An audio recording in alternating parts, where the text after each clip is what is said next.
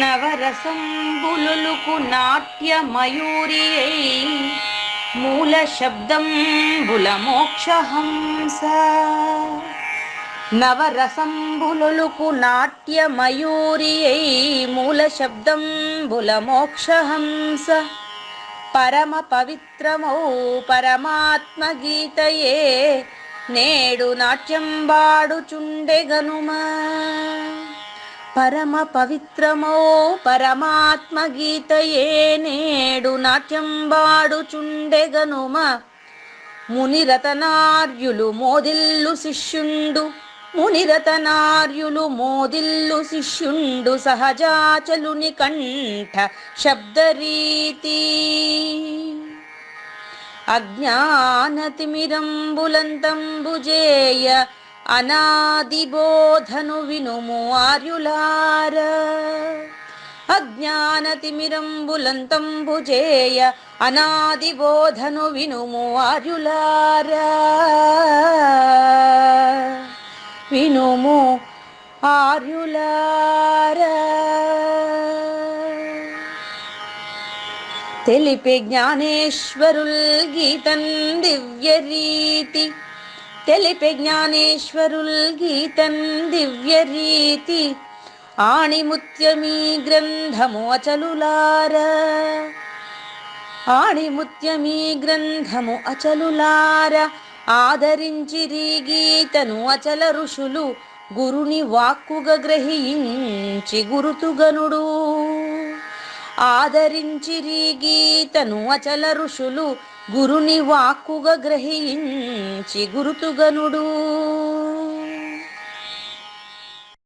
హరి ఓం శ్రీ గురుభ్యో నమః. ఓం నమో భగవతే వాసుదేవాయ. ఓం నమో నారాయణాయ. ఓం నమః శివాయ. ఈ గీత జ్ఞానయజ్ఞ కార్యక్రమం మొదలై నిన్నటికి 947 రోజులైందండి. ఈ రోజు 948వ రోజు. ఈ గీతా జ్ఞానయజ్ఞ కార్యక్రమం సంకల్పించి నిర్వహిస్తున్న శ్రీ విద్యాసాగర్ గురువు గారికి, శ్రీ వెంకటేశ్వర గురువు గారికి శ్రోతలందరి తరఫున ధన్యవాదాలు, వందనాలు. ఈనాటి కార్యక్రమంలో పాల్గొన్న ఆత్మస్వరూపులైన శ్రోతలందరికీ కైవల్యాశ్రమం తరఫున, అలాగే శ్రీ శివరామ దీక్షితుల వారి అచల యూట్యూబ్ ఛానల్ తరఫున హృదయపూర్వక స్వాగతం, వందనాలు. గురువు గారిని కార్యక్రమం ప్రారంభించాలని కోరుతున్నానండి. కొంచెం మోస్ట్ ఆఫ్ ద టైం నేను సైలెన్స్ లో ఉంటాను. గురువు గారు మంచిది, మంచిదండి. మీరు ముందు రెస్ట్ తీసుకోండి, బాగా రెస్ట్ తీసుకోండి, పర్వాలేదు. కుడిపూడి నాగేశ్వరరావు గారు, ఈ జ్ఞానయజ్ఞానికి మనం సహజంగానే నగారా మోగింది కానీ ఇంకేదైనా శ్రోతలు మనకు ఇచ్చినటువంటి జ్ఞానయజ్ఞం పైన కాంప్లిమెంట్ ప్రతి అధ్యాయం ప్రారంభంలో మనకు ఆనవాయితీ కనుక మీరు ఏదైనా ఇంతకుముందు రికార్డు ఉంటే కూడా జ్ఞానయజ్ఞ యొక్క ప్రశంసనీయాన్ని గురించి పెట్టండి. రైట్. ఓం శ్రీ సద్గురుభ్యో నమః.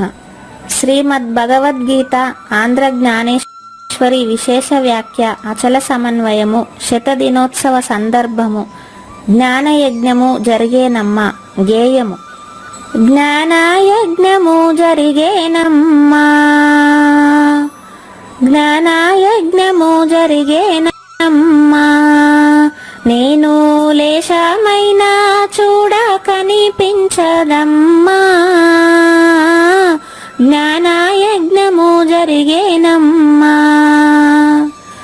మునుగానులెందరో త్రివిధ సమిదల నొసగి, మునుగానులెందరో త్రివిధ సమిదల నొసగి, జనన మరణ రహిత విస్సులను బొంది, వినియుకని నా వారలకును తాపములు చల్లార్చుటకును, వినియుకని నా వారలకును తాపములు చల్లార్చుటకును, వినక చెనకుచునున్న వారలు పొందుటకు అసాధ్యమైన జ్ఞానయజ్ఞము జరిగేనమ్మా.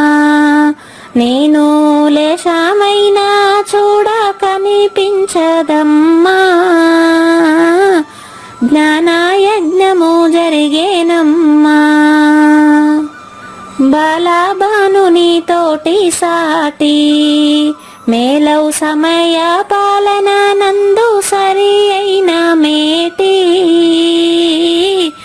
బాలాబానుని తోటి సాటి గోలా ఇంద్రియ తాతి నాపు సంకల్పముతో, గోలా ఇంద్రియ తాతి నాపు సంకల్పముతో జాల జగతిక చాలా వాటముగా స్వల్పంబై చాలు ఇక జంజాల మేలని మేలగు గురుకీలుతోటి, చాలు ఇక జంజాల మేలని మేలగు గురుకీలుతోటి నాలుగు మహావాక్యములను మీరిన దాన్నుండజూప జ్ఞానయజ్ఞము జరిగేనమ్మా.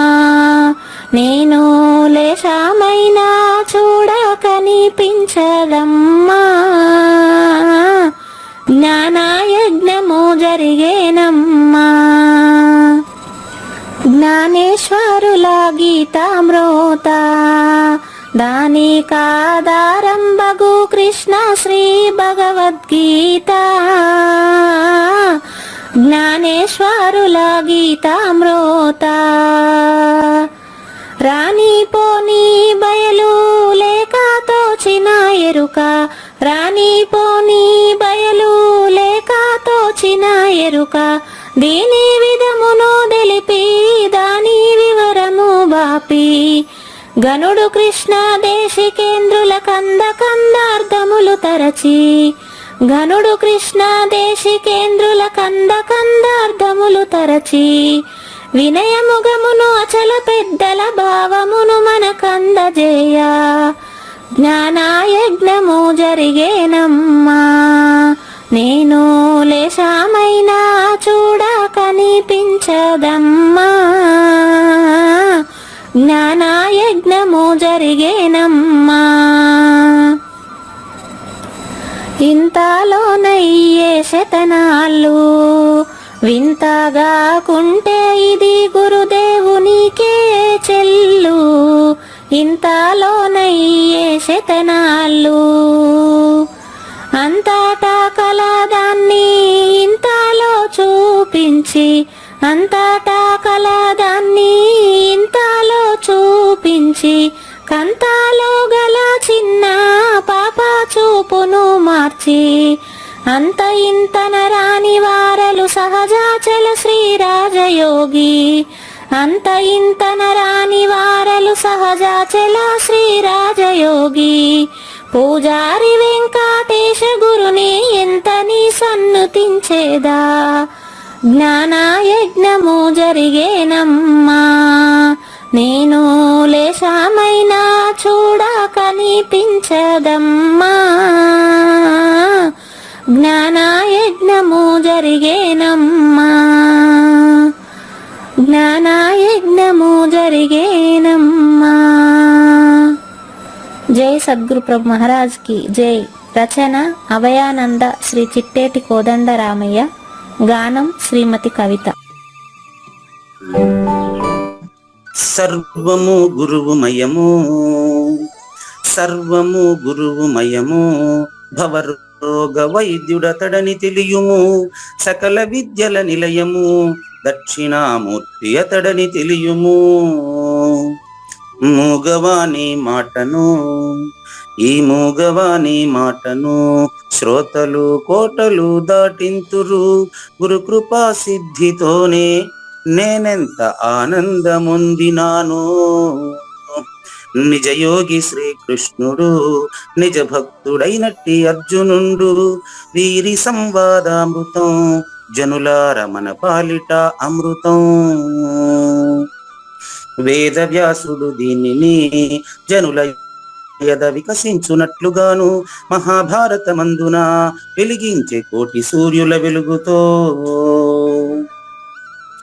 నిత్య సత్య శాశ్వతమైన పరిపూర్ణంలో లేఖనే జరుగుతున్నట్లుగా మనకు తెలియబడుతున్న పవిత్రమైన శ్రీమద్ భగవద్గీత జ్ఞానేశ్వర్య జ్ఞానయజ్ఞంలో ఈరోజు 948వ రోజు 2023 అక్టోబర్ 7 శనివారం రోజున శ్రద్ధాత్రయ విభాగం అనేటువంటి 17వ అధ్యాయాన్ని ప్రారంభించేదానికి ముందుగా కృష్ణదేశికేంద్రుల 56వ కందపద్యంతో శ్రోతలందరికీ సాదర స్వాగత సుమాంజలి. శ్రీ గురుభ్యో నమః. శ్రీమద్భాగవత కృష్ణదేశిక ప్రభులు రచించిన 292 కందార్థ దరువులు సంపూర్ణంగా జ్ఞానయజ్ఞంలో రోజుకొకటి చొప్పున వ్యాఖ్యానించబడిన విషయం శ్రోతలకు విదితమే.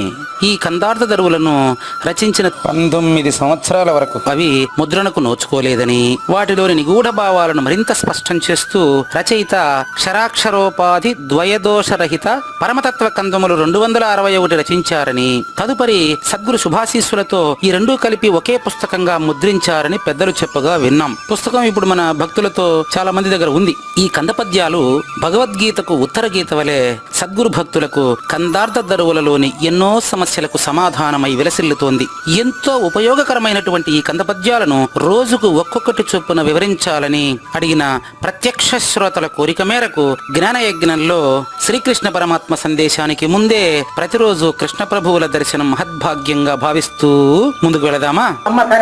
నేనే తానైతే నావలే ఈ నేలే నట్టి బ్రహ్మ నేననుకున్నే, నేనందు నేను లేనిదే మేలు జగత్తులై తోచి మృషనవు కొంచెం. ఇక్కడ కృష్ణదేశికేంద్రులు 17వ అధ్యాయం శ్రద్ధాత్రయ విభాగ యోగాన్ని ఇలా ప్రారంభిస్తున్నారనమాట. చూడండి, 56వ కందపద్యం. నేనే తానైతే, చూడండి, నేనే తానైతే నా వలె ఈ నేలేనట్టి బ్రహ్మ అంటే పరిపూర్ణం. నేననుకున్నే, నేనందు నేను లేనిదే మేను జగత్తులైతో మృషనవు కొంచున్ లేక మృషనవు చుందున్. అంటే ఇక్కడ నేను అనే పదానికి మొదట చెప్పినటువంటి నేను ఎరుక, షోడసి, మూలము లేకనే గుర్తిరుగుతున్నటువంటి అబద్ధపు గుర్తు. తానైతే అంటే ఈ యొక్క అబద్ధపు గుర్తు ఎందుకు పరిపూర్ణం కాకూడదు అని చాలా మంది వాదిస్తారేమోనని ఆయన చాలా స్పష్టంగా ఇది అది కాదు, అది ఇది కాదు అని చెప్పడానికి ఈ కందపద్యాన్ని ఉపయోగించారు. చూద్దాం. నేనే తానైతే అంటే నేను అని ఎరగబడుతున్నటువంటి అబద్ధపు గుర్తు, ఎరుక అచల పరిపూర్ణంగా చెప్పబడడం నిజమైతే మరి అది కూడా దాన్ని ఏం చెప్తున్నారు? ఈ నే లేనట్టి బ్రహ్మ అంటే పరిపూర్ణం అండి. ఇక్కడ ఏమంటారంటే, నిన్న ఒక సందేహం వెలిబుచ్చారు కావూరు నాగేశ్వర ప్రసాద్ గారు. కాంప్లికేటెడ్ గా రచించారు, బాగుంది. ఇది ఇక్కడ నాగేశ్వర ప్రసాద్ గారికి మాత్రమే కాదండి. మీరు అనుకోవచ్చు నాగేశ్వర ప్రసాద్ గారికి అర్థం కానందువల్ల అలా మాట్లాడుతూ కాదు. వేదాంతం ఎప్పుడు అంత ముడిపడి ఉంటుందండి. మీకు తెలుసు, 3వ అధ్యాయంలో అర్జునుడు ప్రశ్నించిన ప్రశ్న, కావూరు నాగేశ్వర ప్రశ్న ఒక్కటే. చూడండి ఏమంటాడు. వారు చెప్పినటువంటి మాట అంత సులభంగా తీసిపడేసేదానికి లేదు. కుడుపూడి నాగేశ్వరరావు గారు 3వ అధ్యాయం శ్లోకం నెంబర్ 2 తీసుకొని చూడండి. సేమ్ డైలాగ్ అంత ఈజీగా ఒక శ్రోత నుంచి వచ్చినటువంటి ప్రశ్నను లేక మాటను అంత సులభంగా తీసిపడేసేదానికి వీలు లేదండి. అది అర్జునుడు చెప్పినటువంటి మాటే వారి నోట్లో వచ్చింది, ఏమనుమానం లేదు. మీరు చూడండి, ఇప్పుడు 3వ అధ్యాయం శ్లోకం నెంబర్ 2 చూసుకోండి. ఇదో చూడండి. వ్యామిశ్రేణేవ వాక్యేన బుద్ధిం మోహయసివ మే అది ఏకం వద నిశ్చిత్య ఏన శ్రేయో హమాప్నయం. ఆయనకు కావాల్సిన కూడా శ్రేయస్సే, కావూరు నాగేశ్వర ప్రసాద్ కావాల్సిన కూడా శ్రేయస్సే. కానీ శ్రేయస్సు కోరేవాడి యొక్క ఆర్తి అలా ఉంటుందండి. చూడండి, ఆరోగ్యం బాగలేకపోతే కూడా, అనారోగ్యంతో బాధపడుతూ కూడా నేను కనీసం మ్యూట్ అయ్యి వింటూనన్నా ఉంటాను, కానీ వినకుండా పోయేది మాత్రం లేదనేసి మళ్ళీ వచ్చి ఇందులో ఉన్నారు అంటే అర్జునుడికి ఉన్న ఆసక్తి కూడా ఇలాంటిదేనండి. ఆసక్తి వల్ల సద్గురువుని తిరిగి ప్రశ్నించేటువంటి తత్వం ఆ రోజు అర్జునుడికి తప్పలేదు, ఈ రోజు పూజారి వెంకటేశానికి తప్పలేదు, కావూరు నాగేశ్వర ప్రసాద్కి తప్పలేదు. అంత ఆర్తి ఉన్నప్పుడు మాత్రమే గురువు గారిని నిర్మోహమాటంగా ప్రశ్నించేటువంటి ఆ యొక్క తత్వం ఉంటుంది. దీనికి చూసుకోండి. వ్యామిశ్ర అంటే అర్థం ఏంటంటే, కృష్ణ వాళ్ళు కన్ఫ్యూజ్ చేస్తావయ్యా నువ్వు. చూడండి, నిన్న వారు అడిగిన దానికి దీనికి వాడు తెలుగులో అడిగారు, ఈయన సంస్కృతం అడిగారు, అంతే కదా. వ్యామిశ్ర వాక్యన బుద్ధిం మోహయశివమే అంటే గురువు కన్ఫ్యూజ్ చేసేవాడా? బాగా చూడండి, మరి ఆయనకే తప్పలేదు ఈ వారు అడగడం. వ్యామిశ్రేణేవ వాక్యేన బుద్ధిం మోహయశివమే, కలగా పులగమైనటువంటి నీ వాక్యాలతో నేను కన్ఫ్యూజ్ అవుతున్నానయ్యా. బాగా చూడండి, కలగాపులమైన వాక్యాలతో కృష్ణుడు కన్ఫ్యూజ్ చేస్తున్నాడా, అర్జునుడు కన్ఫ్యూజ్ అవుతున్నాడా అండి? కన్ఫ్యూజ్ అవుతున్నాడు. అతని స్థాయికి అతనికి బోధించలా. అంతే. ఇప్పుడు మన స్థితి కూడా అదే కదా. ఆ టెర్మినాలజీ గురించి గురుగారు, ఏమని? ఆ టెర్మినాలజీ భగవద్గీత లేదు, భగవద్గీత ప్రమాణం మీకు. మీరే అర్జునుడు, నేనే అర్జునుడు. అక్కడ ఏమడుగుతున్నారు? వ్యామిశ్రేణేవ వాక్యేన అంటే అంతకుముందు సాంఖ్యయోగం 72వ శ్లోకంతో 2వ అధ్యాయంతో అయిపోయిందండి. భగవద్గీత సారాంశం కంప్లీట్ అయిపోయింది. ఇప్పటికీ ఈ జ్ఞాన యజ్ఞంలో ఎన్నో సార్లు సూచనలు పూర్తయినాయి. కానీ సేమ్ ఇదే డైలాగ్ మీది కూడా భగవద్గీతలోనే ఉంది కదా ఈ క్లారిటీ. కలగా పులగమైన వాక్యాలతో నన్ను మోహానికి గురి చేస్తున్నట్లున్నావు. కాంప్లికేషన్ చేసేటట్టు రచించారు. మీరు చెప్పింది కూడా సేమ్ డైలాగ్, సేమ్. ఇప్పుడు అదే అంటున్నారు, మీరు చెప్తే చక్కగా అర్థం అవుతుంది మాకు, అలా వాళ్ళు ఎందుకు సరళంగా రాయలేదు అని అడుగుతున్నాడు. అదే ప్రశ్న ఆయన అడిగింది కూడా ఆ రోజు. 2వ అధ్యాయానికి అయిపోయింది దాన్ని మళ్ళీ 3వ అధ్యాయం నుంచి ఎందుకు కొనసాగింది? 2వ అధ్యాయానికి అయిపోయింది భగవద్గీత. యశా బ్రాహ్మీ స్థితి పార్థ అంటే ఇదే పరిపూర్ణ స్థితి, నువ్వు పోవయ్యా, హాయిగా పని చూసుకోబోవాయా అంటే ఆయన ప్రశ్న మొదలెట్టాడు. ఏమని? నువ్వు చెప్పింది బాగానే ఉంది కానీ సేమ్ ఇదే డైలాగ్, మన డైలాగేనండి. మీరు చెప్పింది బాగానే ఉంది కానీ నాకు ఒక్కొక్కసారి జ్ఞానం గొప్పదనిపిస్తుంది, ఒకసారి కర్మ గొప్పదనిపిస్తుంది. ఆ కన్ఫ్యూజన్ కూడా చెప్పేశాడు, ఆయన చెప్పేశాడు కన్ఫ్యూజన్ కూడా. ఒకసారి జ్ఞానం గొప్పదనిపిస్తుంది, ఒకసారి కర్మ గొప్పదనిపిస్తుంది. జాయసీ చేత్ కర్మ నస్తే మతా బుద్ధి జనార్దన. కృష్ణ, కర్మ కంటే జ్ఞానం గొప్పదైతే మరి నన్ను ఎందుకు ఘోరమైన కర్మ ఎందుకు చేయమంటున్నావు? ఎంతమందిని చంపని ఎందుకు చెప్తున్నావు? నీ యొక్క కలగాపులగమైన వాక్యాలతో నా బుద్ధి మోహానికి గురి అయినట్లున్నది. ఎంత పక్కన పెట్టి నాకు సులభంగా అది ఏకం వద నిశ్చిత్య, సులభంగా అర్థమయ్యేట్టుగా చెప్పవయ్యా అని ఆయన అడిగినట్లే ఈరోజు మీరు అడగడం సబబుగానే ఉంది. ఇక్కడ 56వ కంద పద్యానికి దీని ఎందుకు తెచ్చి చెప్పానంటే, నిన్న మీరు అడిగిన ప్రశ్న ఈ రోజు నిజంగానే శ్రోతలు కన్ఫ్యూజ్ అవుతారని చెప్పుకున్నానండి. నిన్న మీరు మేను జడం అజడం అని అనేటప్పటికీ రచన కన్ఫ్యూజన్ గా ఉంది అండి, మీరు నాకు వ్యాఖ్యానం చెప్పిన తర్వాత బాగా అర్థమవుతుంది, వాళ్ళే సులభంగా రాసేసి ఉండొచ్చు కదా అని మీ ప్రశ్న. అట్లా రాయడానికి వీల్లేదండి, అట్లా రాయడానికి వీల్లేదు. వంట ఎప్పుడు ఆహార పదార్థాలు ఉంటాయి, వంట చేసుకున్న తర్వాత తినడానికి మాత్రమే చేసుకుంటారు, ముందే చేసి స్టాక్ పెడితే పనికిరాదు. అట్లా ఇప్పుడు కూడా వేదాంతం గురు శిష్యుల మధ్యలో జరిగేటప్పుడు కాల ప్రమేయం లేకుండా కాలాతీతం అయిపోతాడు. తనకు తెలియకుండానే తనకు తెలియకుండానే పక్షి పిల్ల గుడ్డు పిల్లగా మారిపోతుంది, తనకు తెలియకుండానే పిల్లగా వచ్చేస్తుంది అంతే. అంతేగాని ఇది 21 రోజు పొదిగేది ఎందుకండి? ఇది ముందే నేరుగా పిల్లలు నడిచి ఆ తల్లిగడ్డలో నుంచి కోడిగడ్డలో నుంచి పిల్లలు నడిచి వచ్చేయచ్చు కదా, 21 రోజులు దీన్ని మనం కాపలా గాయాలనా అని అడగడానికి మనకు వీల్లేదు. ఎట్లంటే సద్గురువు సత్శిష్యుడు ఇద్దరు కూడా పరాకాష్ఠ చెందినప్పుడు, పరిపక్వత చెందినప్పుడు ఆటోమేటిక్ గా మనకు అంటే గురు శిష్యులని భావించబడుతున్న మన ఇద్దరికి కూడా ఒకరు గురువుగా ఒకరు శిష్యుడిగా తెలియబడుతూ ఉంటామండి. కానీ ఆ టైం వచ్చినప్పుడు ఆ పిల్ల ఎట్లాగైతే గుడ్డుని పగలగొట్టుకుని అదే హాయిగా బయటకు వచ్చేస్తుందో ఆ విధంగా తేలిక పడిపోతుంది మనకు.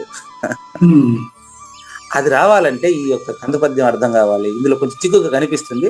ఇది భగవద్గీతలో అర్జునుడు కూడా ఇదే ప్రశ్నించాడు. శ్రోతలు కన్ఫ్యూజ్ కాబాకండి. నిన్న కావూరు నాగేశ్వర ప్రసాద్ గారు అడిగినంత ధైర్యంగా చనువుగా ఎవరు అడగలేకపోవచ్చేమో, ఎందుకంటే ఆయనకు 100 రోజులు అప్పుడే శతనాళ్ళు అయ్యేనా అని చెప్పారు ఇంతకు ముందు పాటలు కూడా. 100 రోజులు అయిపోయినట్టు మనకు కనిపిస్తా ఉంది, కానీ ఈ 100 రోజుల కంటే అతీతమైనది అటువంటిదే ఈ సూచన. చూడండి, నేనే తానైతే అంటే కావూరి నాగేశ్వర ప్రసాద్ అనబడే నేను గాని, పూజారి వెంకటేశం అనబడే నేను గాని పరిపూర్ణం కొత్తగా ఏది లేదు. నేనే తానైతే అంటే నేను కొత్తగా పరిపూర్ణం అయ్యేది లేదండి. అయితే అంటే అయ్యేదే లేదా అంటే అదండి. నా దగ్గర ఈ విధంగా వ్యాఖ్యానం చేయించడమే కృష్ణ ప్రభువుల యొక్క ఉద్దేశం తప్ప నేరుగా ఆయన నేను చెప్పినంత రాస్తే ఎన్ని పుస్తకాలు అవుతాయి చెప్పండి. అట్లా ఎప్పుడు కూడా వ్యాఖ్యానం ద్వారానే, వ్యాఖ్యాత ద్వారానే, సద్గురువు ద్వారానే, సద్గురువు పలుకులకి అంతరార్థాన్ని శిష్యుడు అడుగుతూ ఉంటే, గురువు చెబుతూ ఉంటేనే సూచన అవుతుంది. కానీ గురుగారు, మీరు చేయగల అద్భుతమైన పని ఏంటంటే ఈ గ్రంథార్థాలను మీరు సరళమైన రీతిలో గ్రంథం చేస్తే చాలా మందికి మీకు మీరు చేసిన వాళ్ళు అవుతారు. అదే 100 కంద పద్యాలు అక్కడ ఉంది, ఆల్రెడీ చేసి పెట్టింది. అదేనండి, క్లియర్ గా సరళమైన భాషలో. ఇక గ్రంథార్థాలను కూడా ఎవరు చదవరు, అలా ఉంటుంది. 292 కందార్థాలు ఆ విధంగా ఇప్పుడు మీరు చెప్పిన భాషలో తేటగా రాసేసినాము.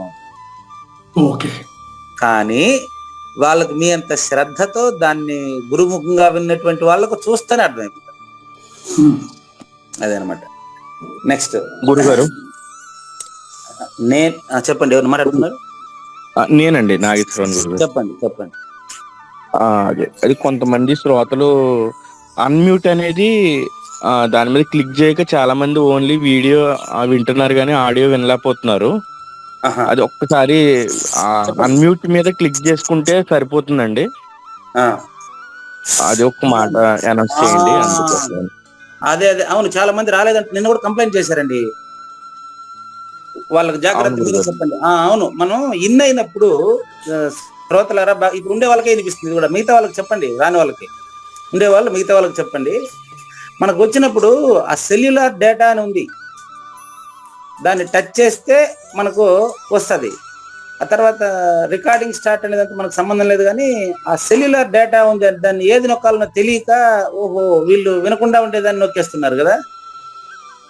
తర్వాత వచ్చి గురుగారు, వైఫై నుంచి కనెక్ట్ అయ్యారనుకోండి,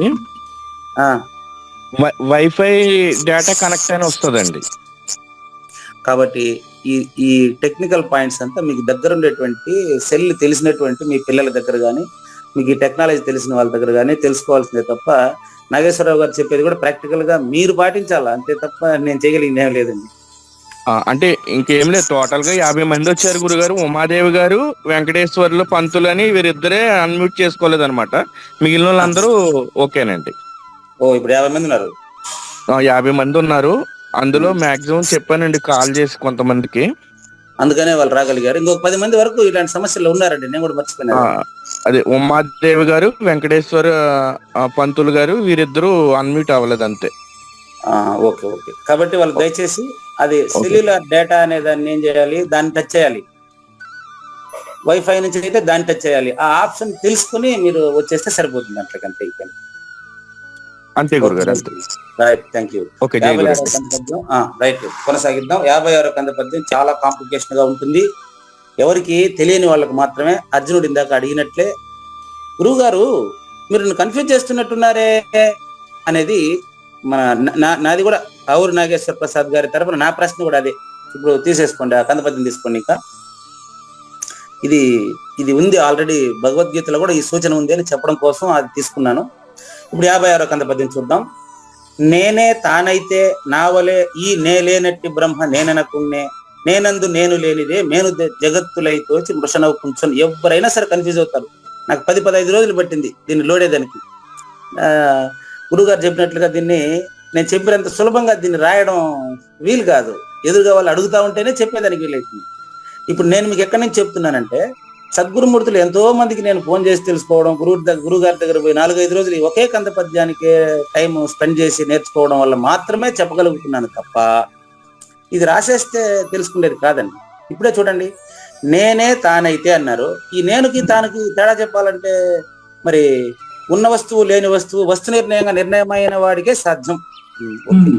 నాకు ఇప్పుడు కావూరి నాగేశ్వర ప్రసాద్ గారు ఇంకొంచెం జ్ఞాన నేత్రం ఓపెన్ చేశారు. దాని ఏదో తేడా అంటారంట కదా, నాకు కూడా తెలియదు.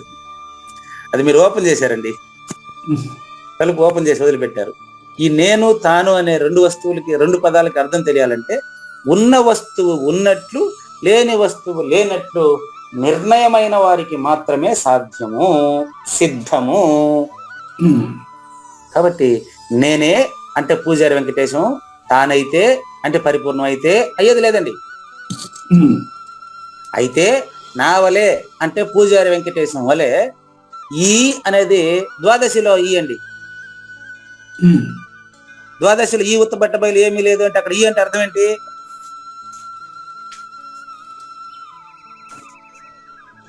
ఉత్తబట్ట బయలు అని అర్థం అండి. అదే ఆ, చూడండి, ఇప్పుడు మీ దగ్గర సెల్ ఫోన్ ఉంది కదండి, అవును. ఈ సెల్లు అన్నప్పుడు ఈ అనే అక్షరం దేనికి సంబంధించింది? నాకు సంబంధించి సెల్లు ఈ సెల్లు చూడండి, ఈ సెల్లు అంటే ఈ అనే అక్షరం సెల్లుకు సంబంధించింది. ఈ అస్త్రం సెల్కు సంబంధించింది. అవును. ఇప్పుడు ఈ గోడ అంటే ఈ గోడకు సంబంధించింది ఆ ఈ అనే అక్షరం. అవును. అట్లా ఇక్కడ చూడండి, నేను అనేది నాకు సంబంధించింది, తాను అనేది ఆ పరిపూర్ణానికి సంబంధించింది, నావలే అనేది మళ్ళీ నాకు సంబంధించింది అంటే పూజారి వెంకటేశానికి సంబంధించింది. నెక్స్ట్ ఈ అనేది పరిపూర్ణానికి సంబంధించింది. మార్చి పెట్టాడు చూడండి. ఉమ్, ఈ క్లారిటీ నిజంగా నిన్న మీరు అడిగిన తర్వాతనే నేను కూడా పరిశీలిస్తున్నా. నాకు తెలిసినట్టు నాకు తెలియదండి. ఉమ్, ఈ పద్యానికి క్లారిటీ నేను చెప్పగలనని నాకు ముందు తెలియదు. ఉమ్, నిన్న మీరు అడిగింది నాకు బలంగా నాటుకునింది. ఆ, ఏమని, ఎందుకండి ఈ కాంప్లికేషన్ గా రాసి పెట్టారని చెప్పారు. అప్పుడు నాకు లైట్ వెలిగా. ఆ పని మీరే చేయాలి గురువుగారు. ఆ? ఆ పని మీరే చేయాలి. ఎంతో అదే అదే అదే అదే చూడండి, ప్రతి పదానికి ఆ క్లారిటీ వినండి. నేనే అంటే పూజారి వెంకటేశమే, లేక కావూరి నాగేశ్వర ప్రసాద్, లేకపోతే వింటున్నటువంటి మనం శ్రోతలు ఎవరైనా సరే, నేను కూడా మీతో పాటు వింటున్నానండి. గురువు మనకంటే అతీతుడండి, ఇది గుర్తుపెట్టుకోండి. నేను మీతో పాటు వింటున్నాను, గురువు మనందరికంటే అతీతుడండి. కానీ అంతా ఆయనే అయి ఉన్నాడండి. ములుగు చదనికి సందు లేకుండా ఉండేటప్పుడు మీలో గురువు లేకుండా ఎక్కడికి పోయినాడా? అంతా గురువే ఉన్నారండి. నేనే అంటే గుర్తెరుగుతున్న నేను, తానైతే గుర్తిరుగుతున్న నేను గాని పరిపూర్ణం అయితే నాలాగా అంటే పూజారి వెంకటేశం లాగా ఈ నేలేనట్టి బ్రహ్మ అంటే ఈ యొక్క ఉత్తబట్ట బయలు ఏది ములుగుచ్చదని సందు లేకుండా ఉంది, అది ఆ పరిపూర్ణము. నే లేనట్టి బ్రహ్మ అంటే అచల పరిపూర్ణ పరబ్రహ్మము, అనాది నిర్వికల్ప పరబ్రహ్మము, చావు పుట్టుకలకు సంబంధము లేనిది, ఆకాశానికి అతీతమైనది, అంతటా నిండి ఉన్నది. అది ఈ నేలైనట్టి బ్రహ్మ అంటే పరిపూర్ణం కూడా నేను అనకుండా ఉంటుందా అనాలి మరి. నేను అనుకున్నే అంటే అనకుండా ఉంటుందా అనాలి మరి. అంటుందా అనమను. అచల పరిపూర్ణ పరబ్రహ్మంలో ఎరుక ఉంటే చూపి. కమాన్, రెడీ, స్టార్ట్. చూడండి ఏమి దాని లక్షణం చేద్దాం. యస్యాంతర్నాది మద్యం నహి. శివరామ దీక్షలో మొదటి పేజీలోనే పెట్టారు కదండి దీన్ని. యస్యాంతర్నాది మద్యం నహికర చరణం నామ గోత్రం న సూత్రం నో జాతి నైవ వర్ణం అని పెట్టారు. మరి పరిపూర్ణ లక్షణాన్ని గురించి అచల ధ్యానంలో ఏం చెప్పారు? పూర్వమేవ నిరాలంబం ఆగ్నేయే నిర్గుణం తదా దక్షిణే నిత్య శుద్ధం చ నైరుత్య నిరుపద్రవం అని పెట్టారు. దీన్నే తెలుగులో మీరు అన్నట్టు సులభంగా రాసి పెట్టారు. అవధూత స్వామి కూడా 4 మూలల మీద కింద పైన అంతటా నిండి నిబిడీకృతం మీద రాశారు. పట్టించుకోరండి దాన్ని. దీనికి అటాచ్ అయిన వాడు దాన్ని ఎట్ట పట్టించుకుంటాడు? భ్రాంతిగా రాసే పెట్టారు ఆయన. పగడాల వెంకటేశ్వర అవధూత స్వామి శుభ్రంగా సద్గురు భక్తి శతకంలో ఉండదు ఇది. సద్గురు భక్తి శతకంలో ఈ మాట ఉంది. అప్పుడు అనుకున్నాను నేను, అరే అనవసరంగా కష్టపడి పూర్వమేవ నిరాలంబం ఆగ్నేయ నిర్గుణం కదా అని ఇవన్నీ చదివినాం కదా, ఆయన అంత సులభంగా 4 మూలల మీదను కిందట అని శుభ్రంగా రాసేసినాడు కదా అని చూసిన. రాసి పెట్టినప్పటికీ అది అదే అని వాడికి తెలీదు. అది కథ. నా జోబులోనే ఉన్నప్పటికీ కూడా అది తెలియకుండా ఉందన్నమాట. తెలియకుండా ఎట్టంటే నేనేం చేసినానంటే, టేబుల్ పైన నేను ఇంకొక లెక్చరరు ఇద్దరం ఒకే టేబుల్లో ఉన్నామండి డిపార్ట్మెంట్ లో. నేనేం చేశానంటే నా బండి కీసు టేబుల్ పైన పెట్టినాను అనుకుని ఆయన కీస్ తెచ్చి నా జోబులు వేసుకున్నా. చూడండి, నా టేబుల్ కి నా బండికి నా జోబులు ఆల్రెడీ ఉంది. ఇంకొక జోబులు ఆయన బండికి ఎత్తేసుకున్నా. ఆయన వెతుకుతా ఉన్నాడు. ఆయన బండికి కనపడలేదు. నన్ను అడుగుతాడు ఆయన, సార్ నా బండికి మీ జోబులో ఉంటుంది సార్ అంటాడు. ఎందుకంటే ఆయనకు నమ్మకం అన్నమాట, నేనే ఉన్నది ఎవరు లేదాడ, ఆ, నేనే ఇప్పుడు దొంగ. కానీ నేను దొంగ నాకు తెలియదు కదా. అది ఇప్పుడు విషయం అంటే సాయంత్రం 5 అయిపోయింది, బయోమెట్రిక్ వేసినాము, బయటకు వచ్చేసినాము. దొంగ గాని దొంగ. దొంగ గాని ఇప్పుడు ఆయన బండి బీగాలు మొత్తం కాలేజ్ అంతా ఎత్తుకుతున్నాడు. ఆ, ఆయన అదే కొంచెం అంటే నేను రెగ్యులర్ లెక్చరర్ కాబట్టి కొంచెం గట్టిగా అడగడానికి, సార్ ఒకసారి జోబులో చెక్ చేసుకోండి అని చెప్పలేకపోతున్నాడు. ఆ, అంటే ఆయన గెస్ట్ లెక్చరర్ కాబట్టి కొద్దిగా ఏమంటే ఆఫీసర్ కదా ఏమంటే ఏమంటారని భయపడ్డాడు పాపం అంతే. ఆ, నేనే చూడవయ్యా నా జోబులో మీకి నాకేంటికి, ఇది నా జోబులో నాకి ఉందని నాకి నేను చూపించి బండ్లో వేసుకుని బండి స్టార్ట్ చేసుకుని వెళ్ళిపోతున్నా. ఉమ్, ఆయన మళ్ళీ ఎదురుగా వచ్చి ఏం చేశాడంటే, సార్ ఇంకో జోబులో చూడండి సార్ అంటాడు. ఆ, ఇంకో జోబులు చూస్తే ఆయనకి నా దగ్గర ఉంది. ఆ, అంటే ఇప్పుడు దొంగ ఎవరు? నేనే. ఇప్పుడు మీరు చెప్పినట్టు తేటగా రాసి ఆల్రెడీ పెట్టున్నారు, నాకు తెలియదు అది ఎందుకని, నా దగ్గర బుక్ కూడా ఉంది. ఉమ్, అట్లా ఇంకొకరు బండికి నేను జోబులు వేసుకుని ఉమ్, అలవాటుగా నా బండికి అని వేసుకునేసి ఉన్నాను, కానీ అతని బండికి ఏం తెలుసు నేను జోబులు వేసుకుంటానా? ఉమ్, నా వేసుకోను కదా. అవును. అట్లా ఈ నే లేనట్టి బ్రహ్మ నేననుకున్నే అంటే నేను అనేటువంటి ఎరుక లేనటువంటి పరిపూర్ణానికి మరుపు ఉండదు. ఉమ్, ఎరుక ఉండే నాకే మరుపు ఉండి ఇంకొకటి బిగాలు నా జోబులు వేసుకొని పోతాడా. ఉమ్, అది ఎరుకలో మరుపు, అది ఉమ్, పరిపూర్ణంలో ఎరుక లేదు కాబట్టి మరుపు రాదు. ఆ, దానికి ఈ బీగాల గొడవ మీకు. ఉమ్, పరిపూర్ణంలో ఎరుక లేదు కనుక మరుపు రాదు. మొదటి రాదు. బాగుంది. ఎరుక అంటే పంచభూతాత్మకమైంది, పంచతన్మాత్రాత్మకమైంది ఎరుక. ఉమ్, కాబట్టి ఎరుక లేని దాంట్లో మరుపు పెట్టొస్తుంది. కరెక్ట్ కదా. ఉమ్, లేదండి, మొదటి లైన్ పూర్తయింది, ఇప్పుడు రెండో లైన్ కదా. ఉమ్, అదే. నేనే అంటే ఎరుక, నానైతే అంటే పరిపూర్ణం అయితే, ఉమ్, ఎరుక పరిపూర్ణం అయితే ఎరుకలాగా పరిపూర్ణం కూడా నేను నేను నేను అని అహంకరించాలి. ఉమ్, కానీ అహంకరిస్తా ఉందా? ఉమ్, ఎందుకు అంటే దాంట్లో ఎరుక లేదు అదే. కాబట్టి అది మరవదు. ఉమ్, ఎరుక లేదు కాబట్టి మరుపు లేదు. ఉమ్, నాకు పూజారి వెంకటేశం అనే ఎరుక ఉంది కాబట్టి పూజారి వెంకటేశాన్ని మరిసిపోయి చేతులతో నా బీగాలు అనుకుని ఇంకొకటి బీగాలని నా జోబులోనే వేసుకుని లేదనేస్తున్నా. ఆ, సరిపోను, ఇట్లాంటి పనులంతా చేయదు. ఉమ్, ఎందుకని దానికి ఎరుకే లేదు, ఉమ్. కానీ అంతటా నిండి నిబిడీకృతమై ఉంది. ఇది చక్కని ఒప్పాను గురువు గారు. ఇది మాత్రం. ఇంకా ఉమ్, ఇప్పుడు చూడండి, ఇప్పుడు నేను 2 అర్థాలు చెప్తానండి. ఉమ్, నెక్స్ట్ రెండో లైన్ లో ఉండే నేను చూడండి, ఉమ్, నేనందు అనేటువంటి పదానికి 2 చెప్తాను, ఎందుకంటే మీకు మీరే నాకు ఆ విధంగా చెప్పిస్తాను. అది కూడా ఉమ్, ఉమ్, ఇక్కడ రెండో దానికి నేను అంటే అర్థం ఏంటంటే పరిపూర్ణమని తీసుకున్నారనుకోండి, ఉమ్, పరిపూర్ణంలో ఎరుక లేనిదే అని అర్థం. అవును. నేనందు నేను లేనిదే, మొదటి నేను పరిపూర్ణము, ఉమ్, రెండో నేను ఎరుక. ఉమ్, నేనందు నేను లేనిదే అంటే నేను ఫస్ట్ పర్సన్ అండి, పురుషోత్తముడు. అవును. పురుషోత్తముడు అంటే సెకండ్ థర్డ్ పర్సన్లు కానిది.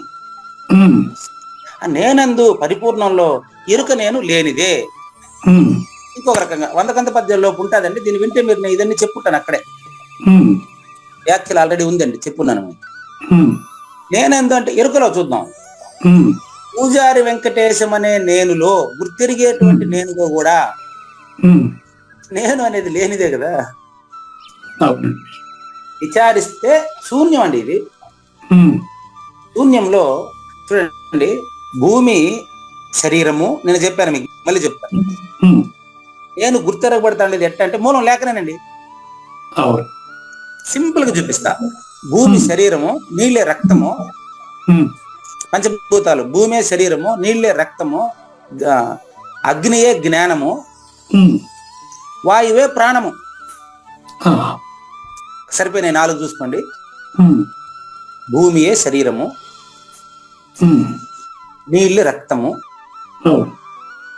అగ్ని జ్ఞానము, ఉమ్, వాయువే ప్రాణం. అవును. ఈ 4 కూడితేనే ఆకాశం అయింది. ఉమ్, ఈ 4ని లేకుండా ఆకాశాన్ని ఆకాశం అని చెప్పేదానికి నేనేది? అవును. చెప్పండి, నేనున్నాను అప్పుడు. చెప్పలేదు.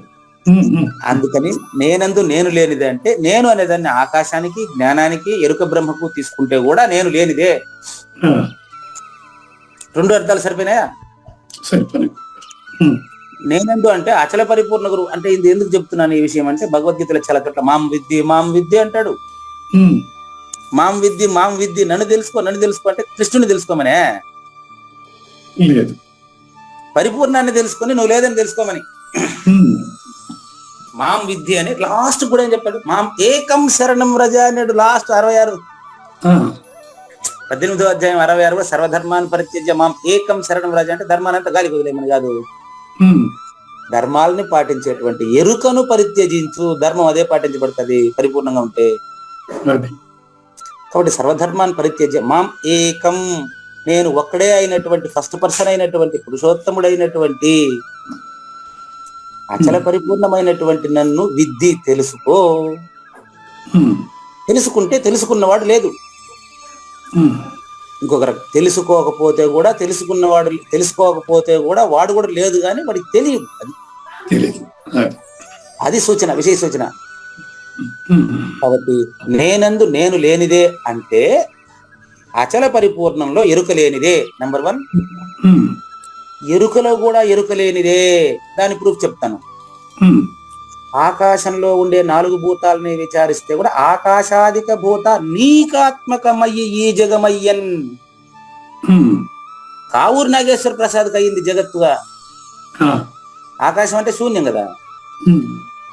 ఈ లైన్కి ఇలా చెప్పొచ్చని నాకు ఇంతవరకు తెలియదు. చాలా మంది అడిగారు నాకు, కానీ ఇంతవరకు ఇంత క్లారిటీ ఎగ్జాంపుల్ రాలేదు. ఆకాశాదిక భూతానీకాత్మకమయ్య ఈ జగమయ్యన్ అని రాశారు. అదేదో నెంబర్ నాకు గుర్తులేదు.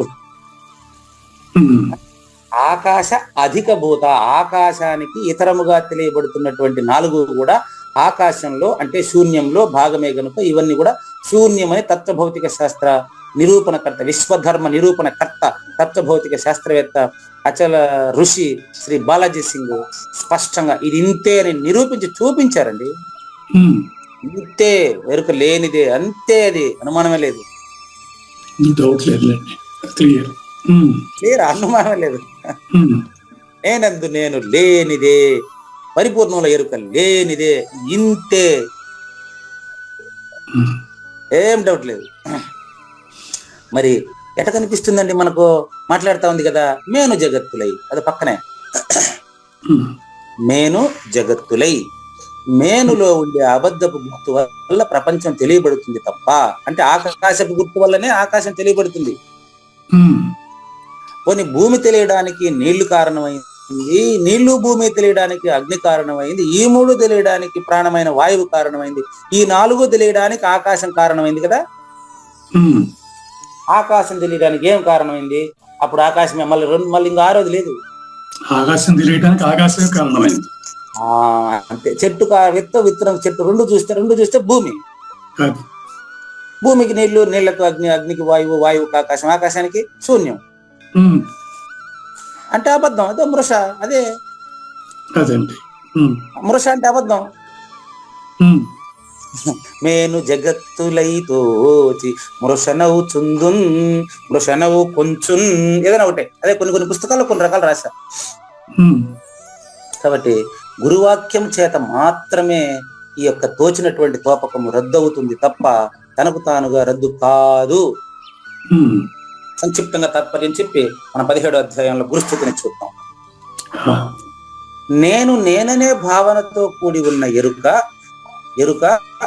ఈ భావనకు, ఎరుక భావనకు తావు లేకుండా దీనికి వేరుగా ఉంది పరిపూర్ణము. మొన్నంతా చెప్పుకున్నాం మనం. ఆకాశానికి ప్రకృతి అభిన్నం,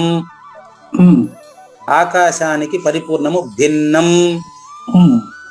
అక్కడ చేసిన వ్యాఖ్య ఈ పద్యంలో కృష్ణప్రభువులు పెట్టారు చూడండి. మీరు నా చేత చేయించినటువంటి వ్యాఖ్య ఈ పద్యంలో పెట్టినాడు ఆయన. అది ఎలా సాధ్యమైందంటారు? మీరే చెప్పండి, నాకు కూడా ఆశ్చర్యం వేస్తుందే. మనం మీరు అడిగిన దానికి నా ద్వారా చేసినటువంటి వ్యాఖ్యనే ఈ పద్యంలో ఉన్నది. అది నేను చదువుకుంటే నాకు రాదు. నేననే భావనతో కూడి ఉండేది ఎరుక. ఉమ్, ఇట్టి భావనకు తావు లేకుండా దీనికి భిన్నంగా, దీనికి వేరుగా, స్పష్టంగా ములుగుచ్చేదానికి సందు లేకుండా నిబిడీకృతమై అంతటా నిండి ఉండేదే పరిపూర్ణము. ఉమ్, ఆ పరిపూర్ణానికి ఈ నేను అనే గుర్తుతో ఎంత మాత్రము సంబంధం లేదు లేదు లేదు. ఉమ్, ఇట్టి అబద్ధపు గుర్తు ఉమ్, స్వతసిద్ధమైన పరిపూర్ణమునందు మూలము గాని స్థానము గాని లేకనే జీవేశ్వర జగత్తులుగా తోచబడి ఈ త్రిపుటి ఇంతకు ముందు కవితమ్మ పాడినట్లుగా త్రివిధ సమిధల నొసగిన వారికి లేదు. త్రివిధ సమిధలు అంటే తనుమన ధనములు అంటారు. ఉమ్, నేనంటాను తనుమన ధనములు అంటే అర్థం చెప్తా చూడండి. ఆ, తనుమన ధనములు అంటే భూమి, సూర్యుడు, చంద్రుడు. ఉమ్, భూమే తనువు, అవునండి, మనసే చంద్రుడు, అవును, జ్ఞానమే ధనము. జ్ఞానమే ధనం. ఓకే, సరిపోయిందా? సూర్యుడే ధనం. తనువు, మనసు, ధనము. తనువే భూమి. ఇప్పుడు ఇంతకు ముందు చెప్పిందే వ్యాఖ్యానం. అవునవును, అవును, ఉమ్, భూమియే తనువు, అవును గురుగారు. చంద్రుడే మనసు, ఉమ్, సూర్యుడే జ్ఞాన ధనము. అవును, జ్ఞానం. రైట్. జ్ఞానాతీతమే పరిపూర్ణం అయిపోలే. అవును, ఈ మూడు ఏడుందంటే ఆకాశంలో, ఆకాశం నాలుగోది కాదు. వీళ్ళన్నీ ఆకాశంలోనే ఇవి తెలియబడుతున్నాయి. ఈ త్రిపుటి నిచ్చేస్తే ఆకాశంలో నువ్వు మూలం లేని గుర్తుతో ప్రవర్తిస్తూ ఉన్నప్పుడు కూడా నువ్వు లేనివాడని నీకే తెలిసిపోతే మళ్ళీ రెండో వాడు ఎవడున్నారు ఇక్కడ? అందులో 6 మతాలు కనపడదు అనేటువంటి విషయం, పరిపూర్ణంలో మతాలు, శాస్త్రాలు, సిద్ధాంతాలు ఏమి లేవు అనేటువంటి విషయం తర్వాత ఎపిసోడ్ లో, తర్వాతి కందపద్యానంలో వ్యాఖ్యకు తెలుసుకుందాం. రచయితకు ధన్యవాదాలు తెలియజేస్తూ మనం జ్ఞాన యజ్ఞం 2వ భాగం సద్గురు స్థుతి, శ్రద్ధాత్రయ విభాగ యోగము 17వ అధ్యాయం ప్రారంభం. 17వ అధ్యాయాన్ని ప్రారంభించుకున్న దానికి ముందుగా అధ్యాయాన్ని గురించి సంక్షిప్త సమాచారం ఇచ్చి సద్గురు స్థితికి వచ్చేస్తారు. నేరుగా జ్ఞానేశ్వరి భగవద్గీత తీసుకోండి, కుడుపూడి నాగేశ్వరరావు. సద్గురు స్థితి నాకు తెలిసి 2 రోజులుగా, ఈ రోజు రేపు సద్గురు స్థితి కావచ్చండి. 17వ అధ్యాయం సద్గురు స్థితికి ముందుగా ఈ అధ్యాయాన్ని గురించి మీకు చెప్తానండి. దీని పేరు శ్రద్ధాత్రయ విభాగ యోగము. ఇప్పుడు శ్రద్ధను త్రయ అంటే 3 రకాలుగా ఉంటుందండి. ఈ త్రయ అనే పదం ఇంతకు ముందు ఏదో అధ్యాయంలో వచ్చింది, గుర్తుందే? త్రయ త్రయ త్రయ గుణత్రయ, సత్వ రజ తమ, అట్లాంటిదేనండి. ఇది కూడా దాదాపుగా 14వ అధ్యాయం వంటిదేనండి. చూడు, ఇది కూడా మీ వల్ల తెలుస్తుంది నాకు. గుణత్రయ విభాగ యోగం తర్వాత పురుషోత్తమ ప్రాప్తి, శ్రద్ధాత్రయ విభాగ యోగం తర్వాత మోక్షం అనేటువంటి ఆలోచనకే సన్యాసం ఇచ్చేస్తాం. ఇది వరుస. గుణత్రయ విభాగాన్ని తెలుసుకుని, గుణాతీతాన్ని తెలుసుకుని పురుషోత్తమ ప్రాప్తి జరిగింది. శ్రద్ధాత్రయ విభాగంలో నిజంగా శ్రద్ధ కలిగితే మళ్ళీ గుణాతీతుడయ్యి మోక్ష సన్యాస యోగాన్ని ప్రాప్తింపజేసుకుంటాడు. ఈ అధ్యాయంలో చెప్పబడిన విశేషాలు సంక్షిప్తంగా ఒక 2-3 వాక్యాల్లో చెప్పేస్తా. మొదటి 6 శ్లోకాలు ఎవరన్నా ఇంకా బాగా శ్రద్ధ ఎక్కువ ఉండే వాళ్ళు రాసి పెట్టుకోవచ్చు అవసరమైతే, ప్రారంభకులు. చూడండి, మొదటి 6 శ్లోకాలు శ్రద్ధ శాస్త్ర విరుద్ధమైన వారి ప్రవర్తన తెలియబడుతుంది. శ్రద్ధ గురుగారు, శ్రద్ధ శాస్త్ర విరుద్ధమైన వారి ప్రవర్తన అంటే ఇప్పుడు దైవాసుర అసుర లక్షణాలన్నీ కలిపి. ఓకే గురుగారు, రైట్.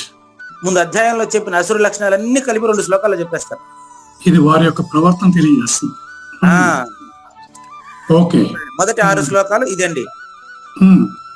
శ్రద్ధ గురించి చెబుతాడు, శాస్త్ర విరుద్ధమైన ప్రవర్తన గురించి చెబుతాడు. ఈ 2 విషయాలను చెప్పేది మొదటి 6 శ్లోకాలండి. మొదటి 6 శ్లోకాలు. నెక్స్ట్ 7 నుంచి 22 వరకు 4 3 12. 4 ఏంటో చెప్తాను, 3 ఏంటో చెప్తాను. 4 3 12 అంటే నంబర్ 1 ఆహారం, నంబర్ 2 యజ్ఞము, నంబర్ 3 తపస్సు, నంబర్ 4 దానము. ఓకే. చూడండి, ఆహారము, యజ్ఞము, తపస్సు, దానము, ఈ 4 పదాలకు ఒక్కొక్క దానికి 3 రకాలు. ఆహారం అనుకో సాత్విక ఆహారం, రాజసాహారం, తామసాహారం. అదేలేండి. యజ్ఞం అనుకో సాత్విక యజ్ఞం, రాజస యజ్ఞం, తామస యజ్ఞం. అట్టే తపస్సు అనుకో అది కూడా అంతే, సాత్విక, రాజస, తామస. దానం అంతే, దానం కూడా సాత్విక దానము, రాజస దానం, తామస దానం. 4 మూల 12. అది ఎంత తేటగా ఉంది చూడండి. చూడు, మొదటి 6 శ్లోకాలు శ్రద్ధ, శాస్త్ర విరుద్ధమైనటువంటి వారి ప్రవర్తన తెలియబడుతుంది. 7 నుంచి 22 శ్లోకాల వరకు ఆహారము, యజ్ఞము, తపస్సు, దానము అనే 4 ప్రక్రియల గురించి సాత్విక, రాజస, తామస 4 మూల 12 రకాలుగా 7వ అధ్యాయం నుంచి 22వ శ్లోకం వరకు తెలియబడుతుంది. 23 నుంచి ఓంకారం యొక్క లక్ష్యము వ్యాఖ్యానించబడుతుంది. ఇది 8వ అక్షర పరబ్రహ్మయోగంలో జరిగింది. ఓం తత్సదితి నిర్దేశో బ్రహ్మణ త్రివిధ స్మృత. అక్కడ ఓంకారం గురించి, ఓంకార ధ్యానం గురించి చెప్పారు, లక్ష్యం గురించి కూడా చెప్పారు. అదేవిధంగా ఇక్కడ ఓం తత్ సత్ అనేటువంటి 3 పదాలు, దాని వివరాలు, దాని లక్ష్యాలు అన్ని కూడా స్పష్టంగా 23 నుంచి 27వ శ్లోకం వరకు చెప్పబడి, లాస్ట్ శ్లోకంలో ఈ అధ్యాయంలో చివరి 28వ శ్లోకంలో ఇది పాటించిన వాడి గతి అధోగతి, ఇక్కడనే వాడికి సుఖం లేదు, ఇంక మళ్ళీ సుఖం వాడు ఉంటుందని ముగిస్తారు. తర్వాత 18వ అధ్యాయంలో మళ్ళీ అర్జునుడి ప్రశ్నతో 18వ అధ్యాయం మొదలవుతుంది. ఇది 17వ అధ్యాయాన్ని గురించిన సంక్షిప్త సమాచారం. మీకు నేను ఏదైనా చెప్పాలనుకుంటే గురుముఖత దాన్ని పూర్తిగా నేర్చుకుని నా అనుభవంలోకి తెచ్చుకోకుండా నేను మాట్లాడలేను. ఇది అధ్యాయం యొక్క సంక్షిప్త సారాంశం అండి. దీనికి ముందుగా ఈ అధ్యాయం మొదలవడానికి మనకు ఈ రోజు రేపు తర్వాత 3వ రోజు మొదలవుతుంది అనుకుంటా. ఈరోజు సద్గురు స్థుతిని గురించి చాలా ముఖ్యమైనటువంటి పాయింట్లు తెలుసుకున్నామండి. గుర్తుపెట్టుకోండి, సద్గురు అంటే 13 నిమిషాలు ఉందండి. ఈ యొక్క ఈరోజు క్లాస్ లో 13 నిమిషాలు ఉంది. సద్గురు స్థుతి అంటే గుర్తుపెట్టుకోండి, సాజన్మ సాకార సద్గురు స్థుతి అని మనసులో పెట్టుకోండి. గురువు అంటే ఆడుండారు అని అనుకోబోతారు. మానవ రూపంలో మనకు తెలియజేస్తున్న జ్ఞానేశ్వరియే సద్గురు. ప్రస్తుతం జ్ఞానేశ్వరి మాట్లాడటం లేదు మన దగ్గర, కృష్ణార్జునులు కాదు. ఈ 2 రోజులు రెడీ స్టార్ట్. చూడండి, తమ యోగ సమాధి ద్వారా నామరూపాత్మక జగత్తు యొక్క బంధనము తెగిపోతుంది సద్గురు వల్ల. దీని నుంచి విముక్తి లభింపజేసేటిది సాజన్మ సాకార సద్గురు రాజే. అతనే గణేశుడు. గణేశునకు నేను నమస్కరిస్తాను అంటే అర్థం ఏంటంటే, గణములకు ఈశుడు అంటే జీవితంలో విఘ్నాలను తొలగించి వెలుగును ప్రసాదించేటువంటి అచల పరిపూర్ణ గురుమూర్తియే గణేశునిగా భావించి నమస్కరిస్తున్నాను. ఇది సద్గురు స్థుతి. గణాధిపత్యం అని మొదట అంటారు కదా, ఇప్పుడు దానికి అర్థం చెప్తాను మీకు. శుక్లాంబరధరం విష్ణుం శశివర్ణం చతుర్భుజం ప్రసన్నవదనం ధ్యాయేత్ సర్వ విఘ్నోపశాంతయే. ఇంతవరకు మీరు విన్నారు కదా. ఇప్పుడు చెప్పబడుతున్నటువంటి అర్థం మాత్రం కొత్తగా వింటాం. అది నాకు కూడా తెలియదు ఇప్పుడు చెప్పబోయేది. చూడండి, తొండాన్ని పెట్టుకొని కూర్చున్నటువంటి ఏనుగు ఆకారంలో ఉండేటువంటి వినాయకుడు అని మామూలుగా వాచ్యార్థం కనపడుతుంది. ఇక్కడ అట్లా కాదు, ఆ మాటే రాదు ఎక్కడ చూసుకోండి. అది కనపడే వాళ్ళు సాజన్మ సాకార సద్గురువును చేరని వాళ్ళకి, చేరిన వాళ్ళకి గురువే గణేశుడు. ఎట్లా చెప్తాను. శుక్లాంబరధరం విష్ణుం. విష్ణుం అంటే అంతటా వ్యాపకాతీతమై ఉండేటువంటి వాడు, ఒక మానవ రూపంలో వచ్చిన వాడే విష్ణువు. దానికి ప్రూఫ్ అక్కడ శుక్లం అంటే, అక్కడ చూడండి, శుక్లం అంటే శుక్ల శోణితాల కలయిక వల్లనే వచ్చినటువంటి దేహం కావచ్చు. అది తెల్లని వస్త్రములు ధరించింది అంటే, అంబరం అంటే ఆకాశం అండి. శుక్ల అంబరధరం, తెల్లని శుద్ధమైనటువంటి జ్ఞాన స్వరూపము అని అర్థం అండి. అది శాంతాకారం భుజగ శయనం పద్మనాభం సురేశం అనేది కూడా ఇదేనండి. శాంతాన్నే, శాంతినే ఆకారంగా ప్రశాంతమైనటువంటి ఆ యొక్క మనస్తత్వం కలిగినటువంటి ఆయన మరి అశరీర గురుమూర్తి ఒక శరీరంతో వచ్చాడు అని అర్థం. శుక్లాంబరధరం విష్ణు అంటే వ్యాపకాతీతమైనటువంటి అచల గురుమూర్తి, సృష్టికి ముందే ఉన్నటువంటి అచల పరిపూర్ణమే ఒక రూపంగా ధరించిన ముందరకు వచ్చింది. ఆయనకు శరీరం కర్త కాదు, ఆయన శరీరానికి ఆయన కర్త కాదు, ప్రపంచానికి బోధించడం కోసం వచ్చాడు ఆయన గణేశుడు. కాబట్టి శుక్ల అంబరధరం విష్ణు, సాక్షాత్తు వికార రహిత విష్ణువే వికార సహిత విష్ణువుగా నాకు బోధించడానికి దిగొచ్చినటువంటి దేవుడు ఈయనే గణేశుడు. నా జీవితంలో విఘ్నాలను పోగొట్టాలంటే నాలాగా ఒక మానవ జన్మ ధరించి నా దగ్గరకు వచ్చాడు. కాబట్టి ఈయన శ్రీ మహావిష్ణువే. ఇది గురు చరిత్రలో చాలా క్లియర్ గా ఉందండి. ఎప్పుడు కూడా భార్య తన భర్తను శ్రీ మహావిష్ణువుగా భావించాలి, భార్య తన భర్తను శ్రీ మహావిష్ణువుగా భావించాలి అనేటటువంటి విషయం గురు చరిత్రలో చాలా స్పష్టంగా చెప్తారు. క్లియర్ చూడండి. గణేశునికి నమస్కారం అంటే ఇక్కడ సాజన్మ సాకార సద్గురుమూర్తికి నమస్కారం అని అర్థం.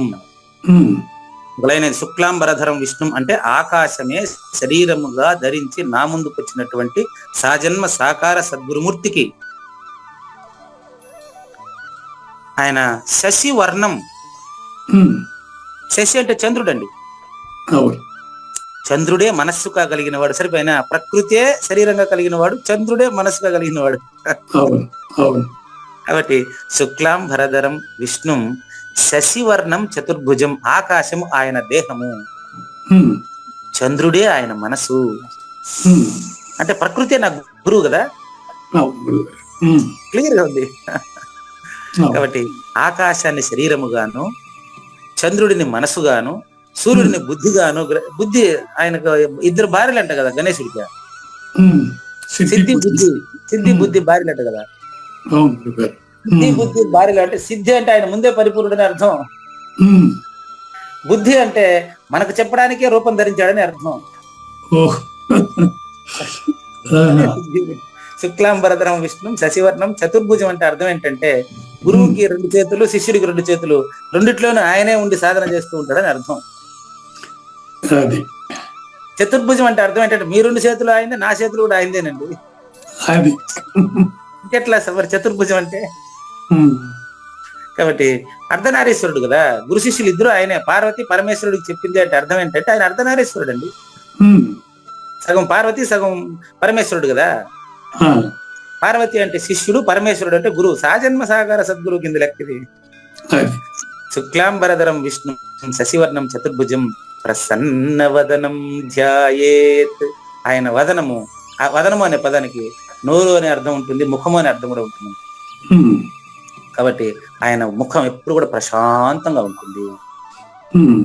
కానీ ఏనుగు తొండం ఎప్పుడు చలనంతోనే ఉంటుంది. కానీ ఏనుగు తొండాన్ని నరికి తెచ్చి మనిషికి పెడితేనే అది దేవుడిగా పూజిస్తున్నారంటే అర్థం ఏంటంటే మానవుడిలో మాత్రమే చలనాన్ని ఆపుకుని పరిపూర్ణుడయ్యే అవకాశం ఉంటుందని అర్థం. ఎప్పుడు కూడా శుక్లాంబరధరం విష్ణు శశివర్ణం చతుర్భుజం ప్రసన్నవదనం ధ్యాయేత్ సర్వ విఘ్నోపశాంతి. మీరే చూడండి, సర్వ విఘ్నములు అంటే జనన మరణాలకు సంబంధించినటువంటి అన్ని భ్రాంతులు తొలగాలని ఆయనకు నేను ప్రార్థిస్తున్నాను. గుర్తుపెట్టుకోండి, ఇది జ్ఞానేశ్వరి తన గురువైన నివృత్తినాథుని ప్రార్థించిన విధానము. ఇంకా ఆటోమేటిక్ గా వింటున్న మనమంతా శ్రోతలంతా వాళ్ళ గురువుని ఇట్లే ప్రార్థించుకుంటే సరిపోయింది. కాబట్టి గణేశునికి నేను నమస్కరిస్తాను అంటే అర్థం ఏంటంటే సాజన్మ నకార సద్గురువుకి నమస్కారములు. ఎందుకయ్యా? త్రిపురాసురులు శంభుని ముట్టడించి కోటలో బంధించినప్పుడు రామనామ స్మరణ వల్లనే శంభువు ఆ బంధము నుండి ముక్తుడయ్యను. పురాణ ప్రక్షిప్తం. పురాణాలు ఎప్పుడు కూడా సింబాలిజం అన్నమాట. త్రిపురాసురులు అంటే సత్వరజతమో గుణాలండి. మన్మధుడిని భస్మం చేశాడు శివుడు అంటే అర్థం ఏంటంటే మన్మధుడు కామానికి ప్రతీక, కోరికకు ప్రతీక. సత్వరజ తమో గుణాలకు అతీతుడైనటువంటి సాజన్మ సాకార సద్గురుమూర్తి సాక్షాత్తు రాముడే. రామ అంటే జీవన విధానం అండి.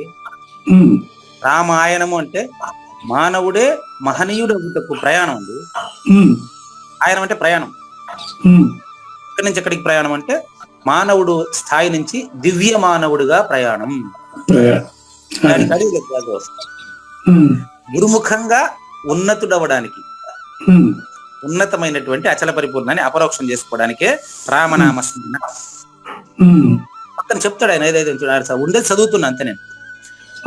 అదే విధంగా త్రిగుణ జాలమునందు చిక్కుకొని, అదే చూడండి మళ్ళీ, త్రిగుణ జాలమునందు చిక్కుకొని ఉన్నటువంటి ఆత్మ కూడా అంటే ఇరుక కూడా మానవుడు అనేటువంటి మానవుడిలో జీవదశ అనే బంధంలో పడి ఉండదు. నేను, నాది, నాకు ఇది శాశ్వతం, నా భార్య, నా కూతురు, నేను చెప్పినట్టే వినాలా, ఇది పెద్ద రోగం మనిషి.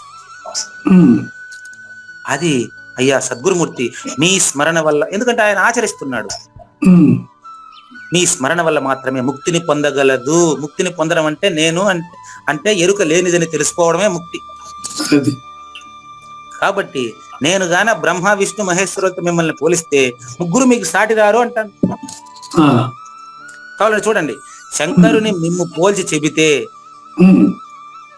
గురువు అయిన మీ మహత్వమే గొప్పదని చెప్తా నేను. ఎందుకంటే వాళ్ళ ముగ్గురు నాకు వచ్చి చెప్పలే, వాళ్ళ ముగ్గురు కంటే ఉన్నతుడు కాబట్టి మీరు వచ్చి నాకు చెప్పారు. అందుకని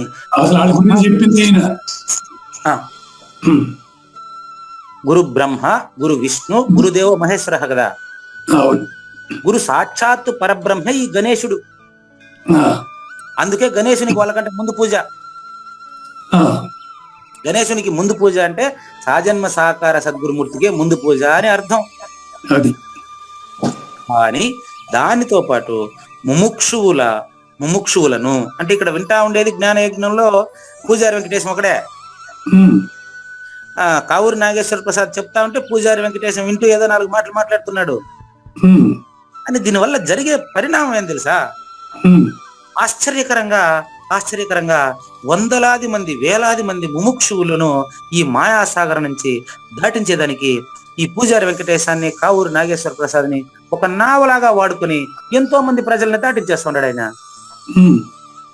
ఒక నావలాగా వాడుకునేటువంటి సౌలభ్యం ఆయనకుంది. నీ యందే ఉన్నది సద్గురు మహారాజా. కావూరి నాగేశ్వర ప్రసాద్ ని, పూజారి వెంకటేశాన్ని ఒక నావలాగా, ఒక పరికరం లాగా, ఒక కలం లాగా, ఒక రేడియో పెట్టి లాగా, ఒక టేప్ రికార్డర్ లాగా, ఒక టీవీ లాగా వాడుకొని మొత్తం ప్రపంచంలో ఎంతో మందిని అచల పరిపూర్ణులుగా తయారు చేసేటటువంటి ఆ యొక్క నేర్పు కలిగినటువంటి సాజన్మ సాకార సద్గురుమూర్తి. నమస్కారం తండ్రి. మిగతా సద్గురు స్థితి తర్వాత ఎపిసోడ్ లో చూద్దామండి. ఓకే. లేనిది లేదు, ఉన్నది లేకపోవుట లేదండి, ఈ గొప్ప మర్మమంతా మీ వలన తేటగా తెలిసెనండి. శ్రీకృష్ణ పరమాత్ముడే కృపజూపి శ్రీకరంబగు గీతను ధర్మమును ధరణి పైన స్థాపింపతా చెప్పెనర్జునునకు. శాస్త్ర విధి వదిలేసిన భక్తితో శ్రద్ధగా పూజింతురే సత్వరజో తమస్సులో మాధవ వారి నిష్ఠ ఎట్టిది. అర్జునుని ఈ పలుకును సూటిగా తలపుల రత్నమే శ్రీమించిన భావమై సద్గురువు చెప్పకనే చెప్పెనండి. సద్గురాత్మనండి. మంగళ అమ్మ కానండి. జయ మంగళం నిత్య శుభమంగళం, జయతు జయ మంగళం మహోత్సవమంగళం. జయ మంగళం నిత్య శుభమంగళం, జయతు జయ మంగళం మహోత్సవమంగళం. శ్రీమించునచలంబు సూచించినటువంటి దక్షిణామూర్తికి దండమిడుతూ, శ్రీమించునచలంబు సూచించినటువంటి దక్షిణామూర్తికి దండమిడుతూ, శ్రీ మహావిష్ణువు సూర్య భగవానుడు యాజ్ఞవల్కి జనక రాజఋషికి. జయ మంగళం నిత్య శుభమంగళం, జయతు జయ మంగళం మహోత్సవమంగళం. అయం వ్యర్థ బాహ్య కోపి నభవతి అనే సుఖయోగి సాంది పరుసుల వరుస.